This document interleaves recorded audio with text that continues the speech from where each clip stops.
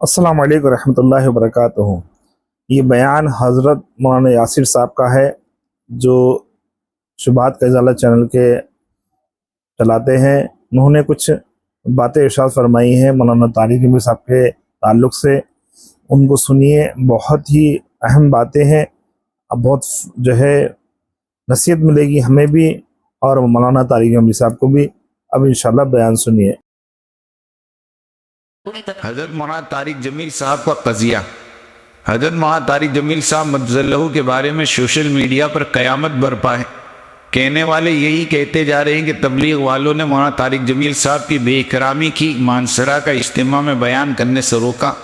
ہمیں تعجب ہے کہ مفتی طارق مسعود اور مفتی تقی عثمانی صاحب جیسے دانشور بھی یہی فرماتے آ رہے ہیں، حالانکہ وہ جانتے ہیں کہ یہ ناروا سلوک احباب رائے ونڈ نے کیا ہے، اور یہ بھی جانتے ہیں کہ رائے ونڈ مرکز عالمی شورا کا مرکز ہے اور مولانا طارق جمیل صاحب بھی انہی کے آدمی ہیں۔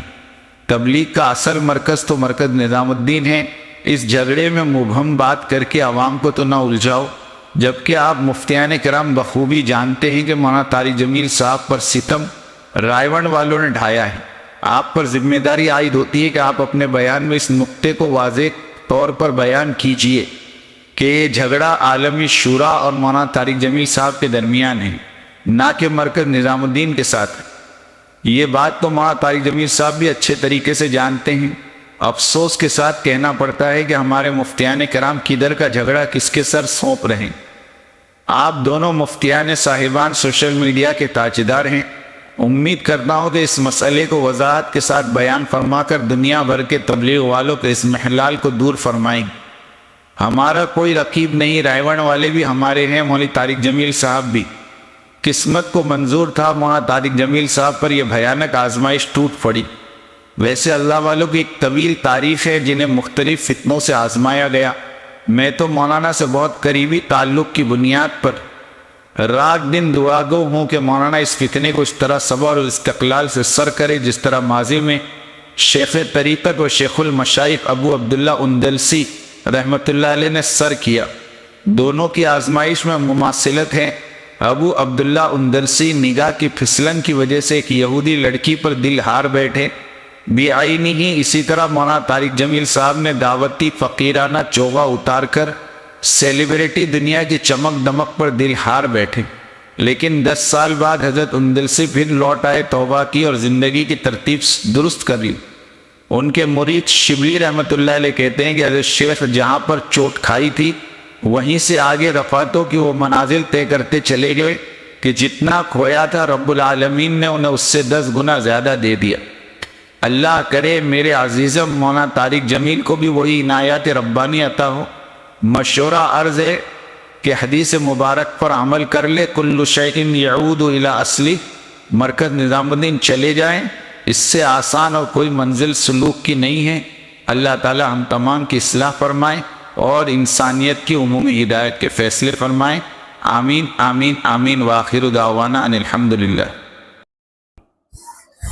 حافظ یاسر صاحب نے جو بات کہی وہ یہی ہے کہ مولانا طارق جمیل صاحب جہاں سے اللہ نے ان کو عزت بخشی تھی، مرکز نظام الدین کے ماتحت انہوں نے کام کیا، دنیا کے اتنے ملکوں میں کام کیا، اور اس جگہ کو چھوڑ بیٹھے تو اللہ تعالیٰ کی طرف سے حالات آتے ہیں، اللہ دکھاتے ہیں، تو یہی نصیحت کر رہے ہیں کہ مولانا جہاں سے چھوڑے دے پھر وہیں لوٹ کر آ جائیں، یعنی مرکز نظام الدین، تو اللہ پھر وہی مقام عطا فرمائے گا، کیونکہ اللہ خود رحمت والا ہے، رحمت للعالمین ہے، تو اللہ کے دروازے کھلے رہتے ہیں ہمیشہ، نظام الدین کے دروازے بھی کھلے رہتے ہیں ہمیشہ۔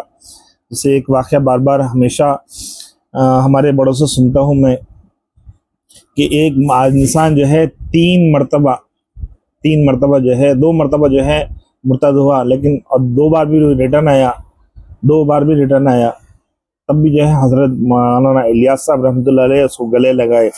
تو اسی طرح نظام الدین کے دروازے تو ہر کسی کے لیے کھلے ہیں، کسی کے لیے بند نہیں ہیں، نہ کوئی وہاں پر جوائن ہوتا ہے، نہ کوئی ریزائن کرتا ہے، جو اپنی مرضی سے آتا ہے اپنی مرضی سے چلے جاتا ہے۔